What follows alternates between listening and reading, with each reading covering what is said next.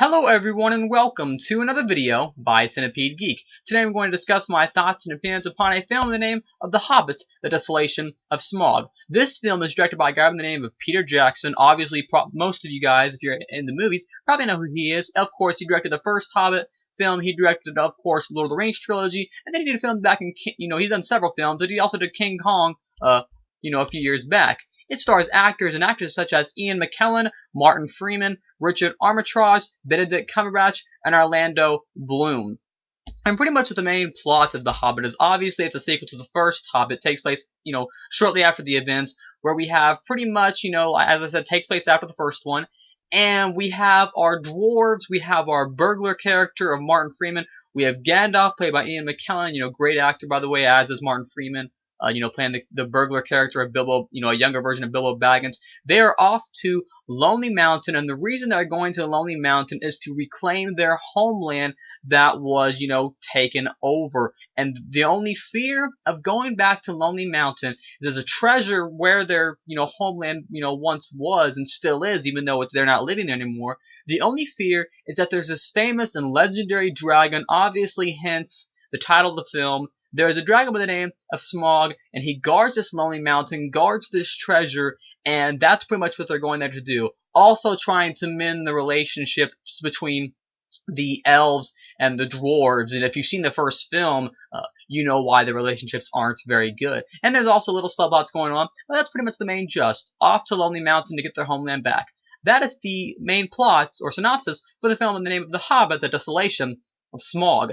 And what did I think of this movie? I loved this film. I loved the first one. I loved everything about it. The high frame rate, or whatever you want to call it, 40 whatever per seconds, really didn't bother me. I thought it was just fine.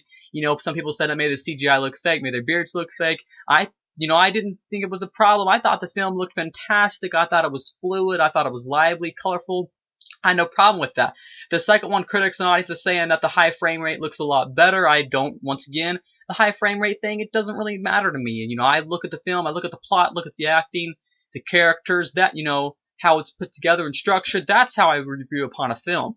So overall, I really enjoyed the first one, and I love the second one even more. Let's talk about Smaug a little later, because that's the main reason most people enjoy the film. But let's look at some of the other things, good things about the film too. What I loved about this film, but let's talk about some of the acting or characters first. One of my favorite characters, obviously, many people's probably, is Ian McKellen, the actor who plays the character of, obviously, the famous character of Gandalf. He is great.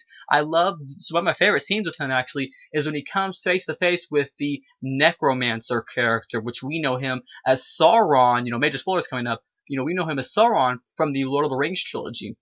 We saw Sauron, the Necromancer, a little bit in the first one. You learn about him a lot in the second one. You learn that this guy by the name of Astrid or Astrif, whatever, conjured him up. And there's a great, sorcery scene, where the Necromancer or Sauron talks to Gandalf, and says, I am darkness, whatever, and he just, flings him up against the wall, and we actually don't see Gandalf, that's the last time we see him. It's towards those last 20 minutes of the film, whenever he's thrown up against the wall, and that was one of my favorite scenes with Ian McKellen. That was just really cool seeing his character, be put out of place, because he's this really powerful wizard, and then this, pretty much darkness in itself comes at him, and I just love that scene with him. Another favorite character was Martin Freeman, playing the role of the younger, Frodo's dad, the younger Bilbo Baggins. I love the scenes where they bring back that classic, ring tune, the whole deceiving, the dark, tune, whenever he puts it on, whenever he's looking at the ring. Those are my favorite moments of this character, is when that ring is slowly deceiving him, slowly turning his character into pretty much a madman. And I love that about his character, is that he starts off being decent, but when he finds that ring in the first Hobbit film, getting it from Gollum or Smeagol, getting it from Gollum, whatever you want to call him, and it slowly turns into a madman. I love that concept, and just every time I hear the little tune and he puts the ring on, the film just becomes great. I love the scene with the spiders. That was a nice, interesting scene. A nice, some good stuff with the bear turning back from a bear into a man. Once again, Radagast, the guy with bird poop, white bird poop in his hair. He's kind of a cool character that I really enjoyed. I didn't have any problems with it. I know some others did. But overall, the characters are great in this film. I just overall I like them a lot. Now let's talk about some of the other things I like. Thorin. Once let's go back to the characters just for a second. Thorin, played by the actor of Richard Armitage. I really liked Thorin Oakenshield. I love his little backstory in the first one. Using obviously the oak and as a shield. Obviously, the placement of his last name. The little play on words, wordplay there. He was really great in this film. We find out that he's the soon-to-be king, and I love his character a lot. Also, some other characters that I thought were good. Orlando Bloom as Legolas. He was solid. And then his father, I don't know the actor's name, but I really like the father character, the elf king, Legolas's father. He was really cool too, especially the scenes where he's standing all tall and he like bends his head over and he's talking to the dwarves when they take him prisoner. Some good stuff. Some really, the actors aside, let's talk about some of the other stuff now. There is some extremely slick action sequences. The action is just so slick. It looks nice. It's not, it's not bombarded. It's not funky looking. It's slick. It looks nice. It's fun to watch. It has a great adventure, fantasy, action vibe. That's one of the best things about the Hobbit films is that the whole, going on an adventure. He says in the first film, I'd like to take you on an adventure. He said something along those lines. Anyways, I love the whole adventure fantasy vibe of them trying to do something, trying to make something of themselves. I love the whole vibe of the film. It just has a great vibe to it with lots of humor, lots of great action. But obviously the best thing about this movie is when Smaug gets introduced, probably about the last 35, probably the last 40 minutes of the film, however long it is, when Smaug gets introduced, played by the actor Benedict Cumberbatch. It sounds like they may have gave his voice a little bit of a deeper, little bit of an echoey effect, but you could still tell it's him. And I really enjoyed him. I love the way he looked. I love the way he said his lines.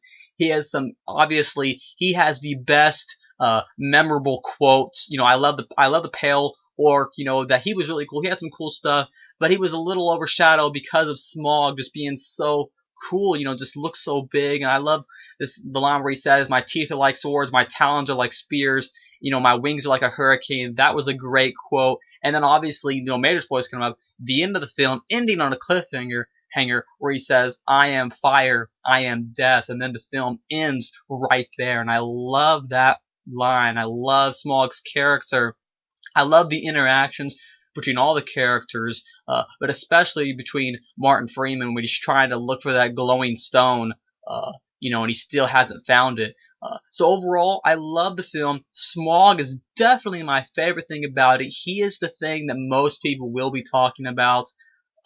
He's the thing that most people will probably remember this film for, is because this is probably, if not one of the best portrayals of it, or one of the best portrayals of a dragon in a movie that I've ever seen. I loved the way that they used Smaug's character, and overall, definitely one of my favorite films out of the year. I can't recommend this film good enough.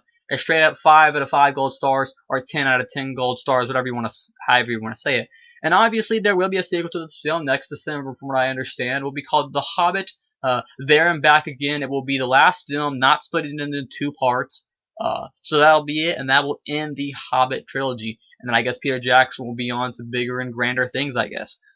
So that's that. That's my review of the film in the name of The Hobbit, The Desolation of Smaug. Once again, thanks for watching another video by Centipede Geek. Make sure to like, comment, subscribe to our page below, and I will see you guys later for more videos by Centipede Geek.